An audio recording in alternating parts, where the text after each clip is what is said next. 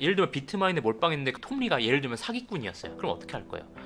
그게 블랙스완이잖아요. 네, 여러분 안녕하세요. 아리팍입니다. 25년 12월 15일 오후 9시 40분이고요. 오늘은 이더리움 투자, 비트마인 투자 하시는 분들을 대상으로 이더리움에 대해서 좀 설명을 드릴까 해요. 먼저 비트맥시 분들은 이더리움을 쉿코인이라고 비난을 하시는 분들이 덜어 있어요. 비트맥시 분들도 처음에 피아트 스탠다드에서 비트코인을 받아들였잖아요. 화폐 현상에 대한 통찰을 가지고 그걸 받아들인 것처럼 이더리움도 나름대로의 쓸모가 있거든요. 이더리움에 대해서 비트맥시 분들도 이 영상을 보고 계신다면 조금 더 열린 마음으로 보셔도 되지 않을까. 세상은 비트코인 네트워크 온리만으로는 존재하지 않을 시나리오가 훨씬 크다라고 생각을 해요. 비트코인 자체의 한계가 스마트 컨트랙트가 안 됩니다. 나중에 디파이라든지 금융에서 혁신이 일어날 텐데 비트코인이 갖고 있는 태생적인 한계 때문에 이더리움이라든지 솔라나나 수이라든지 이런 것들과 공존하면서 갈 가능성이 큽니다. 여러분들이 비트코인을 믿는다고 해도 현재의 금융 시스템을 안 믿는 게 아니잖아요. 마찬가지예요. 이더리움이나 디파이 프로토콜 지금의 금융보다는 훨씬 신뢰받는 형태의 플랫폼들이 사용될 가능성이 크거든요. 그래서 너무 비트코인을 확증 편향으로, 왜냐면 비트맥시 분들은 계속 비트코인과 관련된 책만 읽잖아요. 계속 같은 책만 반복을 하다 보면은 비트코인만이 우월하다, 내가 다른 사고를 하지 못하고 그 안에서 편협한 사고를 할 가능성이 크다라고 생각이 듭니다. 그래서 비트맥시 분들도 언젠가 이더리움을 받아들이는 시기가 오지 않을까, 이게 제 첫 번째 메시지였습니다. 두 번째 메시지는 왜 이더리움 가격이 올라갈 거라고 생각을 하는지, 비트코인 대비한 이더의 가격이 지금 저평가라고 생각하는지에 대해서 말씀을 드릴게요. 이더리움 불 시나리오 중에 공급과 수요의 관점에서 본 이더리움 공급은 런던 하드포크, POW에서 POS로 바꾼 더머지, 이 두 개 때문에 비트코인보다 인플레이션율이 낮은 거죠. 이더리움에서 트랜잭션이 될 때마다 베이스피라고 불리는 기본 수수료가 소각이 되기 때문에 희소성을 가져가면서, 이런 것들은 EIP라고 불리는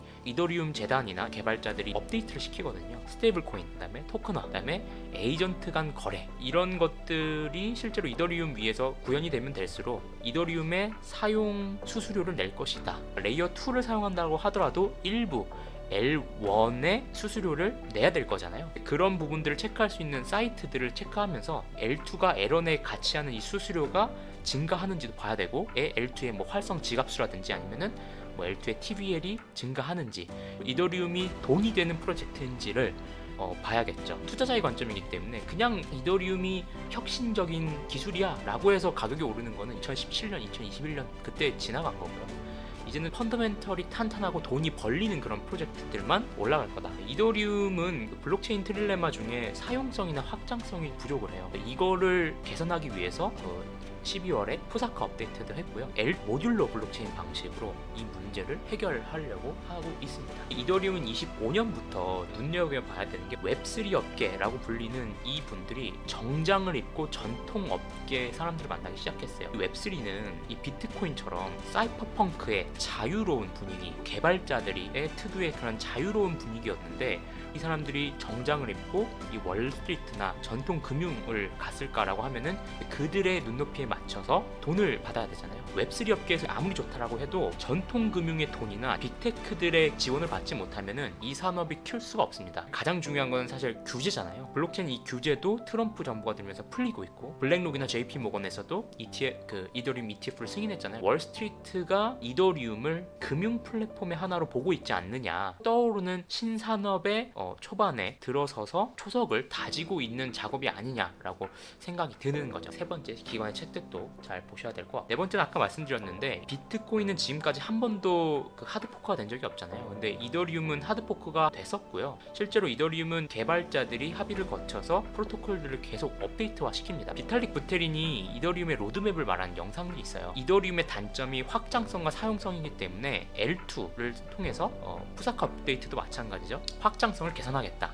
그 다음에는 프라이버시가 중요해집니다. 블록체인은 거래가 공개가 되기 때문에 특정 민감한 개인정보는 숨겨야 되거든요. 이런 것들을 영지식 증명 기술로 GK 합리적인 프라이버시 기술을 구현을 할 거고요. 중요한 게 양자내성, 양자 컴퓨터 관련된 양자내성 로드맵이라든지 이더리움을 더 최적화시킨 린 이더리움 개발을 계속 하겠다, 펀더멘털이 늘어난다 라는 것들을 여러분들이 확인해 주시면 좋을 것 같습니다. 그래서 네 번째는 이더리움 그 자체로 계속 업데이트가 되는 네트워크이자 프로토콜이다 라고 생각해 주시면 됩니다.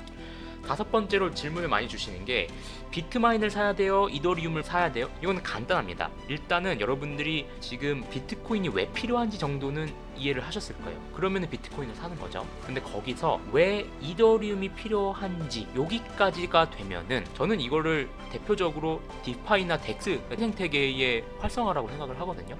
비트코인으로는 디파이 생태계를 활성화시킬 수 없어요. 근데 이 표에서 보시다시피 직원 1인당 벌어들이는 수익 1위를 보시면 1위가 하이퍼리퀴드고요. 2번이 테더입니다. 이게 다 디파이거든요.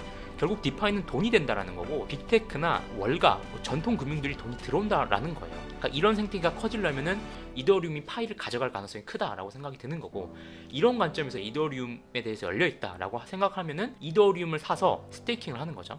업비트나 이런 데서 스테이킹을 하셔도 되고요. 아니면 개인지방으로 빼서 이더파이나 이런 플랫폼을 이용해서 스테이킹이라든지 리스테이킹을 하면서 추가 수익을 얻으실 수도 있습니다. 비트마인은 핫했던 이슈 중에 하나가 500억 주 발행 한도를 확장시키겠다. 이거 들으면 어때요? 놀라죠. 왜냐면은 내가 그냥 이더리움만 샀으면 됐는데 비트마인의 의사회에 따라서 이렇게 의사결정이 계속 바뀔 수가 있잖아요. 그러니까 이거는 경영권의 리스크가 추가가 되는 겁니다. 톰리랑 이더리움을 믿을 수 있다라고 하면은 비트마인을 사는 거고요. 톰리는 못 믿겠다, 나는 그냥 이더리움까지는 믿겠다라고 하면 이더리움을 사는 겁니다. 내가 어느 정도를 믿는지 그거에 따라 달라질 것 같고, 당연히 많이 믿으면 믿을수록 리스크가 커져가는 거겠죠. 여섯 번째는요, 올인하는 전략은 위험한 것 같아요.